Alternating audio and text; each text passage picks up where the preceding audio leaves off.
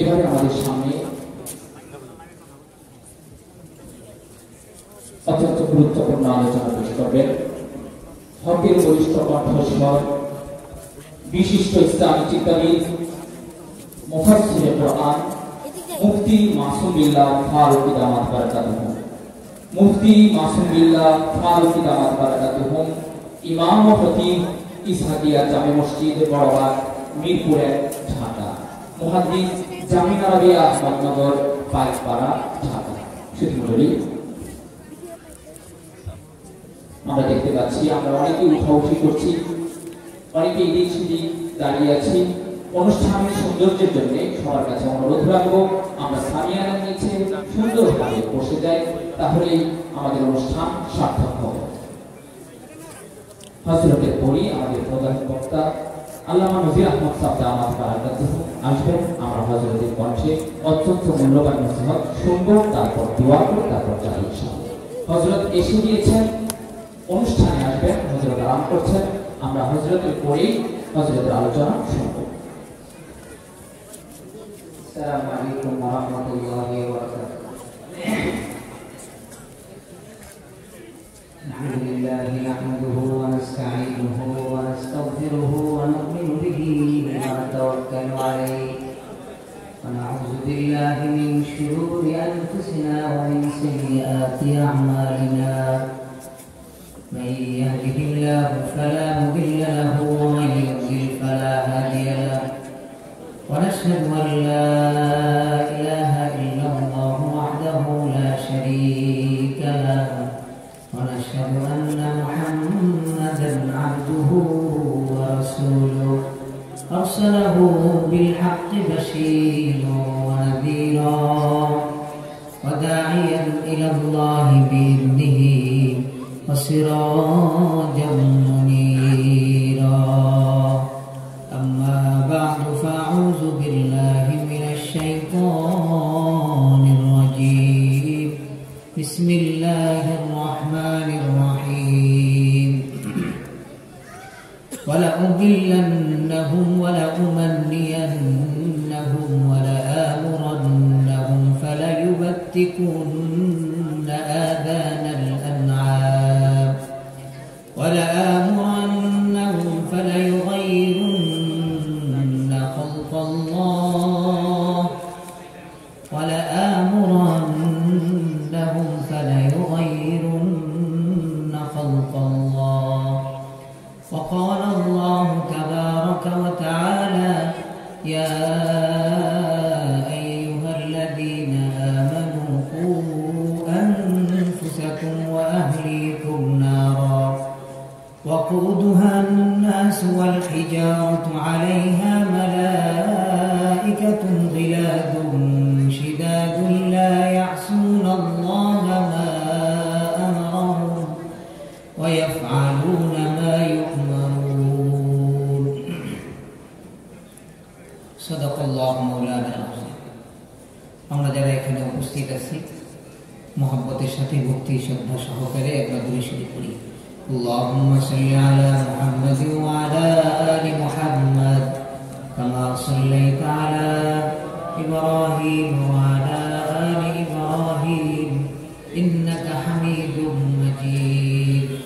اللهم بارك على محمد وعلى آل محمد كما باركت على إبراهيم وعلى آل إبراهيم إنك حميد مجيد. الحمد لله. আমরা যারা দীর্ঘক্ষণ যাবৎ পর্যন্ত এখানে উপস্থিত আছি আল্লাহ তাআলার দরবারে লাখ কোটি শুকরিয়া আদায় করি, বলি আলহামদুলিল্লাহ। অল্প কিছুক্ষণের মধ্যে আমাদের মাঝে এসে উপস্থিত হবেন সারা বাংলার অন্যতম বিশিষ্ট ওয়াইজ প্রখ্যাত মুফাসসিরে কোরআন, লাখো মানুষের হৃদয়ের স্পন্দন আল্লামা নজির আহমদ সাহেব দামাত বারাকাতুহু আলাইহি। আমার আগে কথা বলে গেলেন শেখুল হাদিস ও তাফসীর আল্লামা মুফতি দেওয়ার হোসেন সাহেব দামাত বারাকাতুহু আলাইহি। আজকে মাদ্রাসা দারুল ফালার এই মাহফিল বড় বড় বুজুর্গানে দ্বীনের আলহামদুলিল্লাহ বলি। যে মাহফিলে এতগুলো বুজুর্গের সমাবেশ সমাগম, সেই মাহফিল অবশ্যই আল্লাহ রাব্বুল আলামিনের দরবারে কবুল, এটা আমরা ধারণা করতে পারি। কাজে কিন্তু এত মাগরিবের পর থেকে মূল্যবান বয়ান হয়ে গেল, কিন্তু এর মধ্যে কিছু কিছু মানুষ খুঁজলে এমন পাওয়া যাবে যাদের নসিবে এখনো প্যান্ডেলে ঢোকার মতো তৌফিক হয় নাই। যারা আসছে হলো মেলায় মুরলি কেনার জন্য আর পাঞ্জাবের কাপড় কেনার জন্য আসছে, কপাল পরা মাহফিলের ভিতরে এখনো পর্যন্ত প্রবেশ করতে পারে না। এরকম কিছু মানুষ কিন্তু খুঁজলে এখনো পাওয়া যাবে। তারা কিন্তু আবার মুসলমান, তাদের ভাবসা বা তাদের চালচলন দেখলে মনে হয় ইসলামের এবং তার ভিতরে যে ইমান আছে, ইমানের 5 পয়সা মূল্য তার কাছে নেই। মুহতারাম উপস্থিতি, খুবই অল্প সময়ে গুরুত্বপূর্ণ একটা হাদিস আপনাদের সামনে পেশ করব। নবীজি সাল্লাল্লাহু আলাইহি ওয়াসাল্লাম, সাহাবী বলেন, আশরাফান নবী সাল্লাল্লাহু আলাইহি ওয়াসাল্লাম আলা উতুমিন মিন আকামিল মদিনা। আল্লাহর নবী আমাদেরকে নিয়ে মদিনার এক গলিতে হাঁটতেছিলেন। মদিনার একটা গলিতে হাঁটছেন। আলা উতুমিন মিন আকামিল মদিনা, মদিনার যে সমস্ত জায়গায় টিলা রয়েছে, বড় বড় টিলা, টিলার পাশ দিয়ে হাঁটছেন। হঠাৎ করে আল্লাহর নবী টিলাতে উঠলেন। আশরাফা, টিলার উপরে উঠার পরে নবীজি বললেন, হাল তারাউনা মা আরা, আমি যা দেখতেছি তোমরা কি তা দেখো? সাহাবায়ে আরজ করলেন, ইয়া রাসূলুল্লাহ, লা ইয়া রাসূলুল্লাহ, না আল্লাহর নবী, আপনি টিলার উপরে দাঁড়িয়ে যা দেখছেন তা তো আমরা দেখি না। নবীজি বলছেন, ইন্নী লা আরাল ফিতান তাকাউ খিলালা বুয়ুতিকুম কাওয়াকিল মাতার, আমি টিলার উপরে দাঁড়িয়ে দাঁড়িয়ে দেখছি তোমাদের ঘরগুলোতে, তোমাদের পকেটে পকেটে, তোমাদের হাতগুলোতে, তোমাদের প্রত্যেকটা ঘরের ভিতরে ফিতনা এরকম ভাবে প্রবেশ করছে যেরকম ভাবে বৃষ্টির ফোঁটা মানুষের ঘরে ঘরে প্রবেশ করে। আমি দেখছি তোমাদের ঘরে ঘরে ফিতনা প্রবেশ করছে, আমি দেখছি তোমাদের পকেটে পকেটে ফিতনা প্রবেশ করছে, আমি দেখছি তোমাদের দ্বীন ইসলামের মধ্যে ফিতনা প্রবেশ করছে, আমি দেখছি মসজিদের কাতারে কাতারে ফিতনা প্রবেশ করছে। ঠিক কিনা জোরে আওয়াজ দিয়ে বলো। সব জায়গার মধ্যে আজকে ফিতনা। ঈমান টিকিয়ে রাখা কঠিন। প্রত্যেক দিন বাংলার 56,000 বর্গ মাইলে হাজার হাজার মাহফিল হচ্ছে। এই মাহফিলগুলোর থেকে আমাদের সবক কি? মাহফিলগুলোর থেকে আমরা কি পাই? এই মাহফিল থেকে তো আমরা ঈমানের খোরাক পাই। এই ঈমানকে আমাদের যে মজবুত রাখতে হবে, এর একটা খোরাক আমরা মাহফিল থেকে পাই। ঈমানকে আমাদের মজবুত রাখতে হবে, কমস কম এই খোরাকটা আমরা মাহফিল থেকে পেয়ে যাই। নবীজি বললেন, আমি এই টিলার উপরে দাঁড়িয়ে দেখছি তোমাদের ঘরে ঘরে ফিতনা প্রবেশ করছে, তোমরা সাবধান হও। তোমাদের ঘাটিতে ঘাটিতে শয়তান বসে আছে।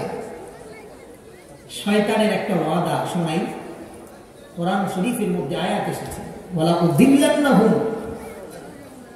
শয়তান বলে, আমি ওয়াদা করছি আল্লাহ আপনার সাথে, আমি মানুষদেরকে বিভ্রান্ত করেই ছাড়ব। ওয়ালা উমান্নিয়ান্নাহুম, মানুষকে আমি বড় বড় আশা দিব। ওয়ালা আমুরান্নাহুম, আমি মানুষকে আদেশ করব। শয়তান বলছে, আমি মানুষকে আদেশ করব, ফালা ইউবাক্কিকুন্না আযানাল আনআম, মানুষ যেন পশু পাখির কান কেটে দেয়। কান কাটলে একটা পশুকে কেমন দেখা যাবে? বিকৃত চেহারা হবে না? মুহতারাম উপস্থিতি, বলছি শয়তান আমাদেরকে দিয়ে কিভাবে ঈমান বিধ্বংসী কাজ করাচ্ছে। শয়তান ওয়াদা করছে আল্লাহর সাথে, আল্লাহ আমুরান্নাহুম, আমি মানুষকে আদেশ করব, ফালা ইউবাক্কিকুন্না আযানাল আনআম, তারা পশু পাখির কান কেটে দিকে, নাক কেটে দিকে, বিকৃত একটা অবস্থা সৃষ্টি করবে। ও দোস্ত, এই আয়াতের ব্যাখ্যা বর্তমান সময় যদি আমরা দেখি, প্রত্যেকটা শিশুর হাতে হাতে কার্টুন পৌঁছে দেওয়া হয়েছে। আল্লাহ নবী বলেন কিয়ামতের আগে দাজ্জাল আসবে এক চক্ষুওয়ালা। ইহুদি এবং খ্রিস্টান পরিকল্পনা করলো দাজ্জাল আসলে কোন মুসলমানের বাচ্চা যেন দেখে না দাঁড়ায়, তাকে দেখে যেন পরিচিতি মনে হয়, এজন্য বিভিন্ন প্রকার কার্টুন তার হাতে তুলে দিতে হবে। এজন্য আমরা আজকে অভিভাবকরাই আমাদের ছেলে মেয়েদেরকে কাদা থামানোর জন্য তাদের হাতে বিভিন্ন প্রকার নাক চোখা, মুখ চোখা, এক চোখা আই ওয়ান, এক চোখের কার্টুন তাদের হাতে হাতে আমরা পৌঁছে দিচ্ছি। মুসলমান বুঝা দরকার, এটা শুধুমাত্র তোমার ছেলের কান্না থামানোর বস্তু নয়, এটা ইহুদি খ্রিস্টানের অন্যতম একটা চক্রান্ত। ঠিক কিনা জনাব? তোমার হাতে পৌঁছে দিচ্ছে বিকৃত একটা চেহারা, যাতে তুমি দাজ্জালকে দেখে তোমার দোস্ত এবং বন্ধু মনে করো। শয়তান বলছে আল্লাহ ওয়ালা আমরান্নাহুম ফালা ইউগাইয়িরুন্না খালকাল্লাহ, আমি মানুষকে আদেশ করব মানুষ যেন তোমার রূপটা চেঞ্জ করে দেয়, তোমার রূপ মানুষ পাল্টে দিবে। আল্লাহ তুমি যে অবয়ব দান করেছো তাকে একটা পুরুষ বানিয়েছো, পুরুষটা মহিলা হওয়ার জন্য কানে দুল লাগাবে, আর মহিলাটা পুরুষ হওয়ার জন্য সে জিন্সের প্যান্ট আর স্কিন টাইট জামা পরবে। আল্লাহ তাআলার কাছে শয়তান ওয়াদা করেছে, আল্লাহ এটা আমার ওয়াদা, আমি মানুষকে চক্রান্ত করে জাহান্নামে নিব। আমার প্রথম মিশন হলো মানুষের সৃষ্টির আকৃতিকে আমি পরিবর্তন করে দিব, পুরুষ হয়ে যাবে নারী, নারী হয়ে যাবে পুরুষ। সমাজের মধ্যে এগুলো আছে না নাই? আরো একটা দৃষ্টান্ত, আল্লাহ রাসূল বলেন এই যুবক, তুমি যে কাজটা করতে তোমার কোনো সরকারি পারমিশন লাগবে না। নবীজি বলেন মা আসফালা মিনাল কামাইন মিনাল ইজারি ফিন্নার, তোমার টাকনুর নিচে যে প্যান্টটা আছে, প্যান্টটা যদি না উঠাও তাহলে তুমি দেখবে এই টাকনুর নিচে জায়গাটুকু জাহান্নামের আগুনে জ্বলতে থাকবে। নাউজুবিল্লাহ। আজকের এই হাদিসটা শোনার পরে নবীজির এই হাদিসটার প্রতি শ্রদ্ধা প্রদর্শন করো তো আজকের থেকে আমরা নিয়োগ করতে পারি ইনশাআল্লাহ আমাদের প্যান্ট কোনদিন টাকনুর নিচে নামবে না। কারা কারা নিয়োগ করতে রাজি আছে? নারে তাকবীর। মুহতারাম উপস্থিতি, শয়তান বলে আমি এটা চেঞ্জ করব, আমি এই তাকবীর, এই সৃষ্টি, এটা শিষ্টাচারটাকে আমি চেঞ্জ করে দিব। পুরুষ নামাইলো নিচে আর মহিলা তার পায়জামা উঠাই উপরে, চেঞ্জ হয়েছে কি হয় নাই? জোরে আওয়াজ দেয়। মুহতারাম উপস্থিতি, শয়তান বলে আমার কাজ শেষ না, পুরুষের চুল ছোট থাকবে, বেশি থেকে বেশি থাকলেও সুন্নতি কাটিং বাবরি থাকবে। পুরুষ এখন মহিলার মতো চুল রাখা শুরু করেছে, আর মহিলা এখন চুল কেটে কেটে পুরুষের সাইজ বক কাটিং করা শুরু করেছে। তাকলিক আর আল্লাহর সৃষ্টি চেঞ্জ হয়েছে কি হয় নাই? জোরে আওয়াজ দেয়। শয়তান বলে এগুলো আমার মিশন, তোকে জাহান্নামী বানানোর জন্য। ও মুসলমান, খুঁজে খুঁজে দেখো, এগুলা তোমার ঘরেই পাওয়া যাবে। অভিভাবক বলতে কি তোমার কোনো দায়িত্ব নেই? তোমার মেয়েটা 18-19 বছর বয়স, ইন্টারমিডিয়েট পাস করেছে, আর তোমার সামনে জাহাঙ্গীরা পরে ঘুরতেছে, আর তুমি মনে করছো যে এটা বর্তমান সময়ের একটা ফ্যাশন, স্কিন টাইট জামা পরে বাহিরে বের হচ্ছে। আর যে মেয়েটা ইন্টারমিডিয়েট পড়ে স্কিন টাইট জামা পরে বাহিরে বের হয়, সে এটাকে কোনো অপরাধ মনে করে না। আমরা ইসলামের পরিবেশে একটি কথা বলি, যে শিক্ষা জান্নাত জাহান্নামের কোনো পথ দেখায় না, সে শিক্ষাকে আমরা ইসলামী শিক্ষা, শিক্ষা জাতির মেরুদণ্ড বলতে আমরা প্রস্তুত নই। ঠিক না জনাব? ইন্টারমিডিয়েট শিক্ষাটা তাকে জান্নাত জাহান্নামের পথ দেখাইল না, সে এই ড্রেসটা পরে কিভাবে বাহিরে বের হইল? আফসোসের বিষয়। খোঁজ নিয়ে দেখো মুসলমান, তোমার মেয়ের আজকে এই দশা। খোঁজ নিয়ে দেখো তোমার বউর আজকে এই দশা। ব্যাডমিন্টন খেলে না, জিন্সের প্যান্ট পরে। তুমি বাপ হয়ে বলতে পারো না এটা জাহান্নামী পোশাক? অভিভাবকের কি কোনো দায়িত্বই নেই? অভিভাবক হিসেবে আমরা কি কোনো দায়িত্ব পালন করতে পারবো না? রাসূল বলেন লা ইয়াদখুলুল জান্নাতা আদ-দায়ুস, আই মান ইনদাহু আদ-দিয়াসা, যার নিকটে দিয়াসা থাকবে, দায়ুস গিরি থাকবে, যে লজ্জাবোধ করবে না, তার পরিবার উলঙ্গ চলাফেরা করছে, অথচ বাপের কাছে এটা লজ্জাই মনে হচ্ছে না। নবীজি বলেন এই অভিভাবকটা দায়ুস, সে জান্নাতে প্রবেশ করবে না। ওয়া ইনশাআল্লাহ যদি রোজা রাখো, অসমা নামাজ পড়ো, তাজামান্নাহু মুসলিম, মুসলমান ধারণা করো, আর চিল্লা দেখ, বারবার হজ করো, কপালে দাগ ফালা, তার বউ উল্টা পাল্টা, জান্নাতে যাওয়া এই লোকটার জন্য কঠিন হয়ে যাবে। কথা বলেন না কেন? জোরে আওয়াজ দিয়ে বলে। মুহতারাম উপস্থিতি, আমি আমার ছেলেকে মাদ্রাসায় পড়াই, আমার ছেলে এক গ্লাস পানি দিলে সে প্রতি উত্তরে বলে জাযাকাল্লাহ, আর আপনার ছেলেটাকে ইংলিশ মিডিয়ামে পড়াচ্ছেন, তাকে এক গ্লাস পানি দিলে সে বলে থ্যাংক ইউ, ওটাও শিষ্টাচারিত শিষ্টাচার। আল্লাহ নবী বলেন জাযাকাল্লাহ হলো ইসলামী শিষ্টাচার। ঠিক কি বলেন? ইসলামী শিষ্টাচারটা আমাদেরকে শিক্ষা দিতে হবে। অভিভাবক বলে কি আমাদের কোনো দায়িত্ব নেই? মুহতারাম উপস্থিতি, 18 বছর হওয়ার আগ পর্যন্ত ছেলে বা মেয়ে অন্ন পাবে, বস্ত্র পাবে, শিক্ষা পাবে, চিকিৎসা পাবে, বাসস্থান পাবে। কয়টা জিনিস বলেন আওয়াজ দিয়ে? 5টা। অন্ন পাবে, বস্ত্র পাবে, শিক্ষা পাবে, চিকিৎসা পাবে, বাসস্থান পাবে। আপনি যে ইনভিট সেটটা কিনে দিলেন, এই 5টার বাইরে আমি তো বলতে চাই ওই ছেলের জীবনটা ধ্বংস করার জন্য আপনি অভিভাবক দায়ী। খুব চিন্তা করা দরকার ছেলে মেয়েদেরকে মানুষ করার পিছনে। শয়তান বলেছে ওরা আমরান্নাহুম, আমি মানুষকে আদেশ করব ফালাই গায়রুল্লাহ খালকাল্লাহ, মানুষ তাদের সৃষ্টিকে চেঞ্জ করে দিবে, পুরুষ হয়ে যাবে নারী আর নারী হয়ে যাবে পুরুষ। মুহতারাম উপস্থিতি, আল্লাহ নবী বলেন আমি দেখলাম তোমাদের ঘরে ঘরে ফিতনা। নবীজি বলেন ইন্নী লা আরাল ফিতনা তাকাউ খিলালা বুয়ুতিকুম কাওয়াকিল মাতার। আল্লাহ নবী বললেন আমি তাকায় দেখি বৃষ্টির ফোঁটা যেরকম মানুষের ঘরে ঘরে প্রবেশ করে, ঠিক যেরকম ফিতনাগুলো তোমাদের হাতে হাতে প্রবেশ করতেছে, ফিতনাগুলো তোমাদের পকেটে পকেটে প্রবেশ করতেছে, ফিতনাগুলো তোমাদের ঘরে ঘরে প্রবেশ করতেছে। মুসলমান বুকের ভিতরে হাত দিয়ে দেখো, এমনকি তোমার ঈমানের ভিতরেও ফিতনা প্রবেশ করেছে। 4টা জিনিসের উপর আল্লাহর উপরে ঈমান আনতে হয়। তাওহীদ ফি উজুদিল্লাহ। আল্লাহ নবী বলেন হে মুসলমান ইমানদার, 1 নাম্বার আল্লাহর অস্তিত্বের উপরে তুমি ঈমান আনবা। তাওহীদ ফি উজুদিল্লাহ যাকে বলা হয়, এর মানে হলো আল্লাহর অস্তিত্বের উপরে ঈমান আনা। দোস্তরে তুমি তাকায় দেখো, তুমি যখন মায়ের গর্ভে ছিলা, তোমার পেটের ভিতরে খাবার পৌঁছানোর জন্য আল্লাহ ফিকির করেছেন। এত চিকন একটি রাস্তা দিয়ে তোমাকে বের করে আনার জন্য আল্লাহ ব্যবস্থা গ্রহণ করেছেন।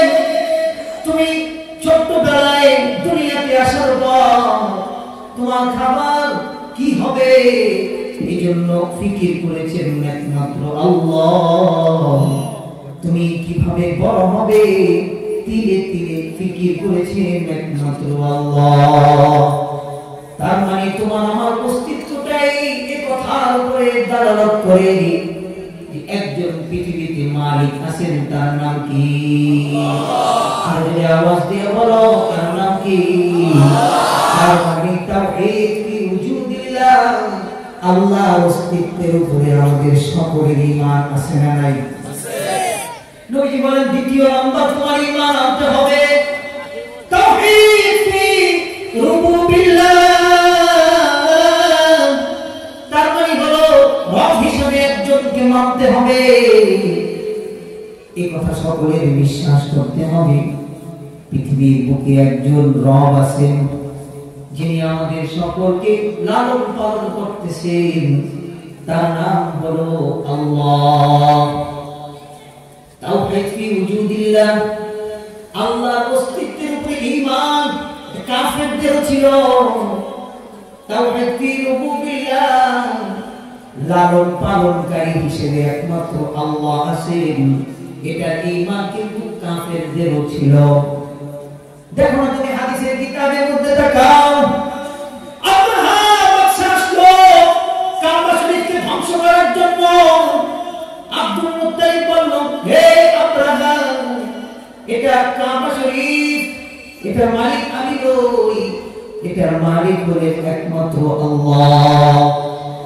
কাফের থাকা অবস্থায় তিনি আল্লাহর স্বীকৃতি দান করেছেন, তার মানে হলো সৃষ্টিকর্তা হিসেবে একজন আছেন, এটা কাফেররাও মানে। কি বলেন? আওয়াজ দিয়ে বলেন, ঠিক কিনা? আওয়াজ দিয়ে বলেন। কাফেররাও মানে একমাত্র সৃষ্টিকর্তা আছেন আল্লাহ।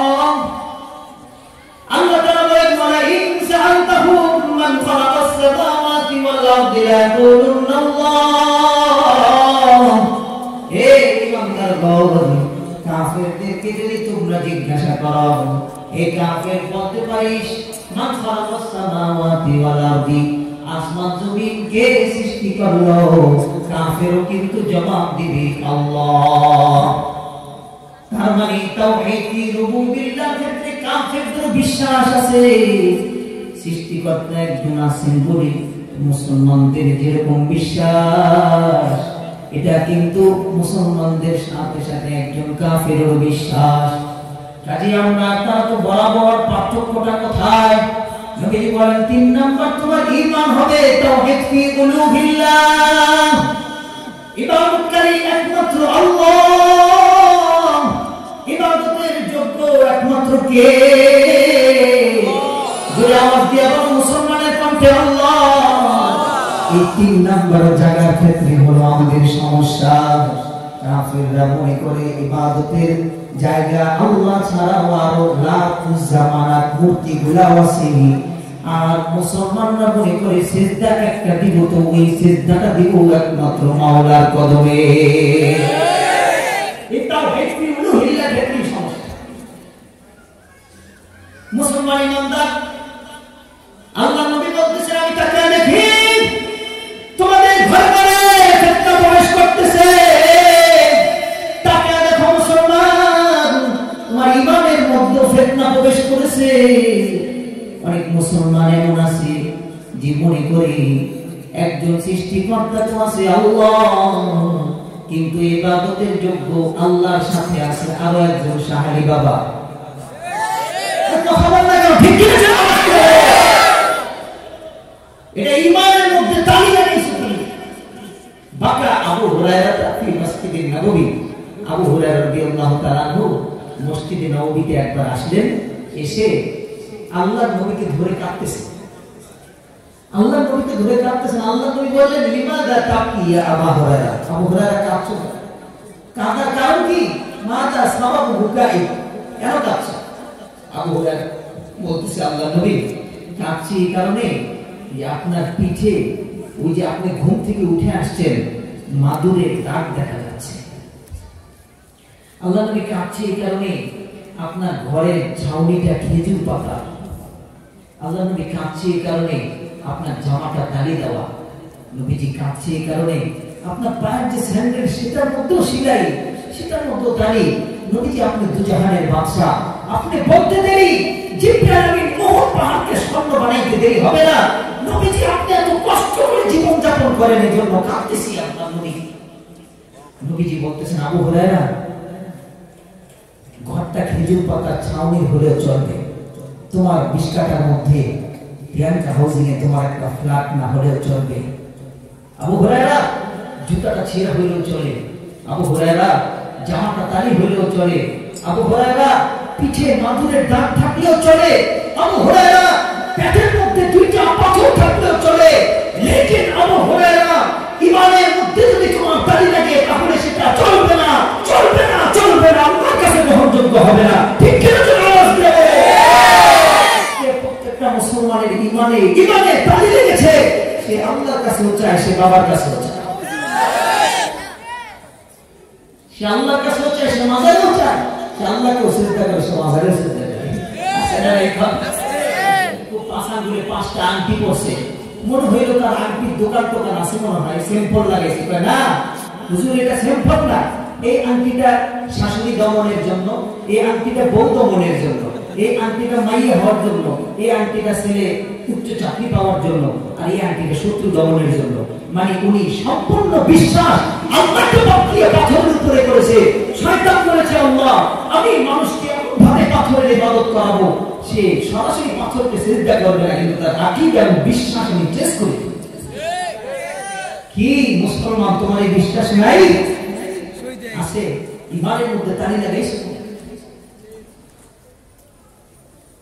নবীজি বলেন তোমাদের যেরকম তাওহীদ ফি রুবুবিয়্যাহর ক্ষেত্রে পরিপূর্ণ ঈমান আর ইয়াকিন আর বিশ্বাস রয়েছে, আল্লাহ তাআলাকে যেমন তুমি নাকি এক রব হিসেবে মানো, ঠিক তেমনি ভাবে ইবাদতের যোগ্য মানতে হলে একমাত্র মানবে আল্লাহকে। তার মানে তুমি যদি তোমার সারা জিন্দেগিতে একটি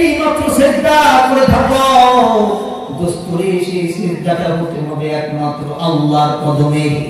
আল্লাহ রাব্বুল আলামিন বলেন, হে আমার বান্দা, লাউ বালাগাত যুনুবুকা আনানাস সামাই, যদি তুমি নাকি কিয়ামতের মাঠে এমন ভাবে উপস্থিত হও যে তোমার আসমান সমপরিমাণ গুনাহ আর গুনাহ, 99টা বছর তোমার শুধু গুনাহে ভরা, কোথাও তোমার কোনো সওয়াব নাই, এমন কোন সওয়াব খুঁজে পাওয়া গেল না যে সওয়াবের মাধ্যমে তোমাকে জান্নাত দেওয়া যায়, এমন কোন সওয়াব তোমার খুঁজে পাওয়া গেল না। আল্লাহ তাআলা হাদিসে কুদসিতে বলেন, বান্দারে 99টা দফতর তোর যদি গুনাহে ভরা থাকে, লা তুশরিক বিল্লাহি, কিন্তু তুমি যদি সারা জিন্দেগিতে কোনো শিরক করে না থাকো, আসমান সমপরিমাণ ক্ষমা নিয়ে আমি আল্লাহ তোমার কাছে উপস্থিত হব। তার মানে তোমার কাছে যদি শিরক না থাকে, আল্লাহ রাব্বুল আলামিন আসমান সমপরিমাণ গুনাহ মাফ করে দিতে পারে। নবীজি আরো বলেন, সাবধান, শিরকের গুনাহ কিন্তু আল্লাহ মাফ করবে না। তাওহীদ ফি রুবুবিল্লাহ, যেরকম তোমার বিশ্বাস আছে আল্লাহ একজন সৃষ্টিকর্তা, প্রত্যেক মুসলমানের এটাও বিশ্বাস থাকতে হবে আল্লাহ একমাত্র ইবাদতের উপযুক্ত। সংক্ষেপে করে নবীজি বলেন, 4 নাম্বার তাওহীদ ফি সিফাতিল্লাহ, আল্লাহর গুণাবলী যে সমস্ত নামগুলো রয়েছে, বান্দার প্রত্যেকটা নামের উপরে তোমার ঈমান থাকা লাগবে। এই তাওহীদ ফি সিফাতিল্লাহর সাথে কাউকে শরীক করা যাবে না। আল্লাহর নাম দ্বারা যে সমস্ত আয়াত কোরআনে পাকের মধ্যে আছে, আল্লাহ রাব্বুল আলামিনের কাছে ওই আয়াতগুলো সবচেয়ে বড় দামি। সুবহানাল্লাহ। 3 নাম্বার পারা 1ম নাম্বার পৃষ্ঠায় একটা আয়াত আছে, যে আয়াতটাকে বলা হয় আয়াতুল কুরসি। মাত্র একটি আয়াত, অল্প একটু সূরা, অল্প একটা আধা পৃষ্ঠার মধ্যে মাত্র একটি আয়াত, এটার নাম আয়াতুল কুরসি। আয়াতুল কুরসি তুমি যদি শুরু থেকে শেষ পর্যন্ত তালাশ করো, জান্নাত জাহান্নামের কোনো আলোচনা তুমি আয়াতুল কুরসির মধ্যে পাবে না। শুধুমাত্র পাবে আল্লাহর গুণাবলী, আল্লাহর বৈশিষ্ট্য আর আল্লাহর শ্রেষ্ঠত্ব তুমি পাবে। নবীজি বলেন, আয়াতুল কুরসি এমন দাম, মান ক্বারা ফি কুল্লি দুবুরি সালাতিন মাকতুবা, কোন ব্যক্তি যদি প্রত্যেকটা ফরজ নামাজের পরে আয়াতুল কুরসি তেলাওয়াত করলো, ফাদাখালাল জান্নাহ, মৃত্যুবরণ করতে দেরি আর এই ব্যক্তি জান্নাতে প্রবেশ করতে দেরি হবে না। নবীজি আরেক হাদিসের মধ্যে বললেন, কোন ব্যক্তি যদি প্রত্যেক নামাজের পরে আয়াতুল কুরসি তেলাওয়াত করলো, সে কেমন জানি জান্নাতে প্রবেশ করে ফেলেছে। ঢুকেনি কেন? মরেনি এজন্য ঢুকে নাই। সে কেমন জানি, আল্লাহর নবী বললেন, জান্নাতের মধ্যে প্রবেশ করে ফেলেছে। তার মানে বলার তো সময় নাই, হুজুর এখনই চলে আসবেন। আয়াতুল কুরসির শুরু থেকে শেষ পর্যন্ত তুমি যদি তাকাও, দোস্তরে তুমি দেখবা আল্লাহর গুণাবলী আর সিফাত আর বৈশিষ্ট্যে ভরা। এত দাম আয়াতুল কুরসি, সুবহানাল্লাহ, সুবহানাল্লাহ। হাদিস আবু হুরায়রা রাদিয়াল্লাহু তাআলা বলেন, আমি একবার আমার ঘরের মধ্যে কিছু মাল স্তূপ করে রাখছি, মাল কিছু গমের স্তূপ আমি রেখেছি, পাশে ঘুমায় গেছি। হঠাৎ ঘুমের থেকে উঠে আমি শব্দ পাইলাম, কোন চোরা যেন আসছে এই মালগুলা চুরি করার জন্য। চোর আয়সা মালগুলো চুরি করার জন্য খুচর মুচর করতেছে। হাদিস আবু হুরায়রা বলে, আমি তাকে দেখি কোন চোরা যেন এসে মাল সম্পত্তি গুলা নেওয়ার জন্য বস্তাবন্দি করলো। তাকে দেখি হঠাৎ একটা মানুষ এসে মালগুলা বস্তার মধ্যে ভরা আরম্ভ করেছে। আবু হুরায়রা বলেন, আমি লোকটাকে শক্তভাবে ধরলাম, আমি বললাম, এক্ষুনি তোকে আমি আল্লাহর নবীর দরবারে নিয়ে যাব।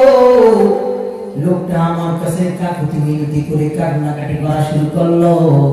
বলল, ভাই রে, ঘরের মধ্যে আমার ছেলে সন্তান আর মেয়ে সন্তান গুলো না খেয়ে আছে, ঘরের মধ্যে অনেক আমার অসুবিধা, আমার একটু মেহেরবানি করিয়া সারিয়া দাও। যাও, তোমার নবীর দরবারে নিলে তোমাকে হাতগুলো কেটে ফেলবে, মেহেরবানি করে তুমি একটু আমারে ছেড়ে দাও।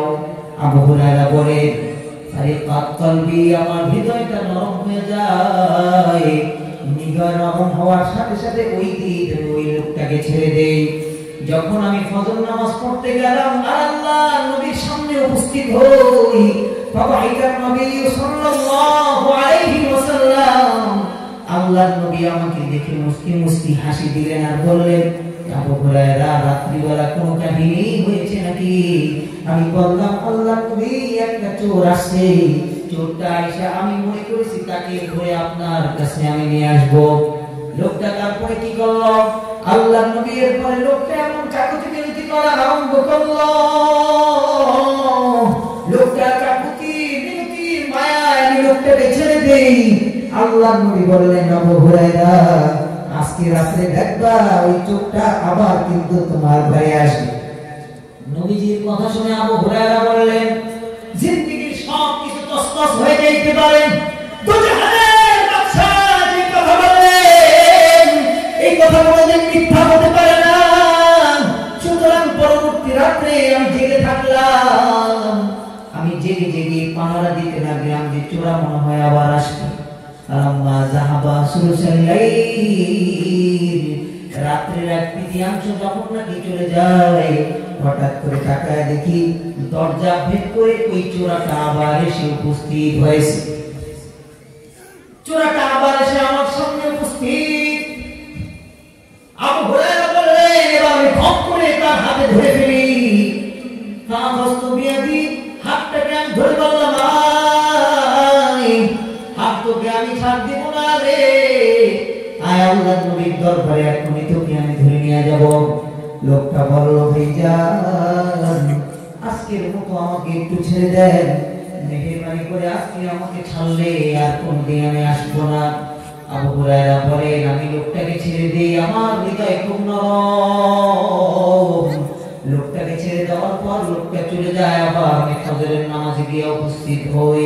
আল্লাহর নবী আমার দিকে তাকায় তাকায় বলে, হে আবু হুরায়রা, কি ব্যাপার, কি হয়েছে? রাত্রিবেলা চোরটা তো আবার আসছিল, আপনার দরবারে আনতে চাইছি কিন্তু সুইতে চলে গেছে।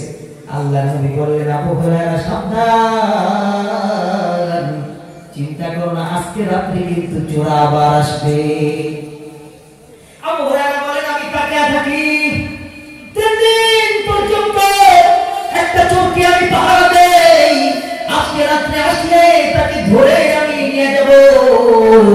আমি দেখলাম রাত্রিবেলা সুলসুল লাইট যখন পার হয়ে যায়, রক্তের এক তৃতীয়াংশ যখন চলে যায়, আবু হুরায়রা পরে ওই চোরটা দেখলাম আবার আমার ঘরে এসে উপস্থিত হইল।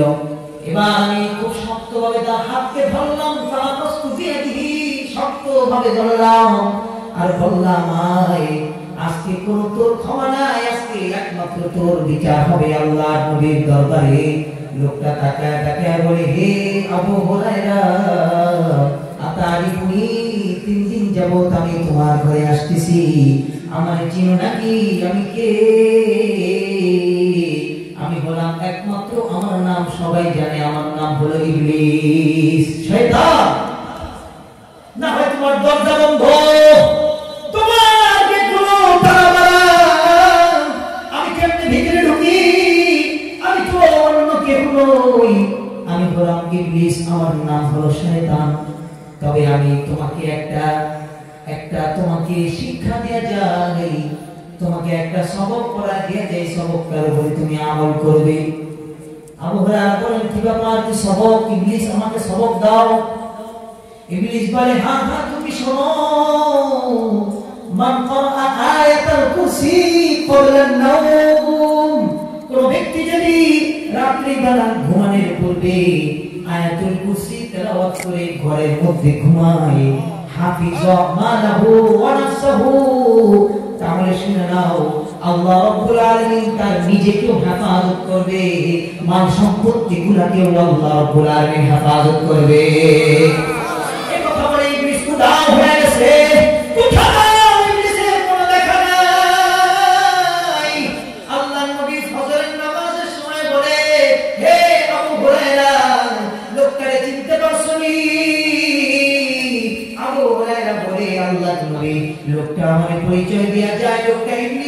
যাবার সময় আমার এই সবকটা শিখায়া গেছে। আল্লাহর নবী বলে আনা উসাদ্দিকুহু, লোকটা মিথ্যাবাদী হইতে পারে, শয়তান হইতে পারে, যে সবকটা শিক্ষা দিয়েছে আমি নবী বললাম এটা 100% সহিহ। আল্লাহু আকবার, আল্লাহু আকবার। ছোট্ট একটা আয়াত, আয়াতুল কুরসির উপরে তুমি আমল করো, আল্লাহ তোমাকে হেফাজত করবে, তোমার মাল সম্পত্তি গুলোকেও হেফাজত করবে। সুবহানাল্লাহ বলেন। আল্লাহ গুণাবলী বিশিষ্ট একটা নাম তাওহীদ বিসিফাতিল্লাহ, এটা আল্লাহর কাছে কত প্রিয়। আল্লাহ নবী আরো আরজ করতেছেন, শোনো কোরআন শরীফের মধ্যে আরো একটি আয়াত আছে, তার নাম হলো মান ক্বারা আখিরা আয়াতুল হাসর, সূরা হাসরের শেষ 3 আয়াত যে ব্যক্তি তেলাওয়াত করবে, ওয়াল্লাহু আল্লাযী লা ইলাহা ইল্লা হু আলিমুল গায়বি ওয়াশ শাহাদাতি হুয়ার রাহমানুর রহিম। আল্লাহ রাব্বুল আলামিন নবীজিকে বলে দিতে বলেন, নবীজি তোমার উম্মতদেরকে বলে দাও আমার এই গুণাবলী বিশিষ্ট এই আয়াত ফজরের পরে যে একবার তেলাওয়াত করবে তাকে কেমন করে হাফিজাত 70 মালাইকা, আল্লাহ রাব্বুল আলামিন সন্ধ্যা পর্যন্ত 70,000 ফেরেশতা দিয়ে তাকে হেফাজত করবে। আবার যদি কি সন্ধ্যা পর্যন্ত বলবে 70,000 ফেরেশতা সকাল পর্যন্ত তাকে পাহারা দিবে। আল্লাহু আকবার, আল্লাহু আকবার। কোরআন শরীফের মধ্যে আল্লাহর সিফাত বিশিষ্ট আয়াতের এত দাম আল্লাহ রাব্বুল আলামিন জানায় দিয়েছেন।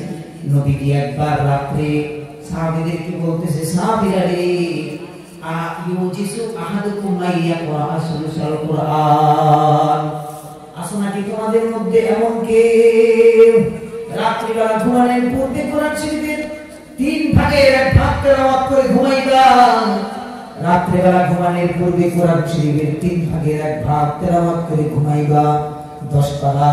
একজন সাহাবী হঠাৎ করে দাঁড়ায় বলে, ইয়া রাসূলুল্লাহ আমরা দুর্বল মানুষ, রাত্রিবেলা কোরআন শরীফের 3 ভাগের 1 ভাগ তেলাওয়াত করার মতো সক্ষমতা আমাদের নাই।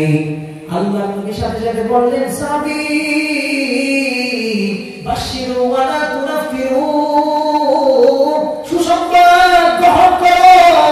মাত্র জিবরাইল আমিন এসে আমার সুসংবাদ জানায় যায়, কুল হুয়াল্লাহু আহাদ তাবিরু সুলুসুল কুরআন, কুল হুয়াল্লাহু আহাদ এটা হলো কোরআন শরীফের 3 ভাগের 1 ভাগ। একবার পড়লে আল্লাহ রাব্বুল আলামিন সাথে সাথে তার আমলনামায় 10 পারা কোরআন শরীফ পড়ার সপরিমাণ সওয়াব সাথে সাথে দান করে দিবে। নারে তাকবীর। আলহামদুলিল্লাহ, হুজুর চলে আসছে বয়ান পর্যন্তই। ওয়া আখিরু দাওয়ানা আলহামদুলিল্লাহি রাব্বিল আলামিন।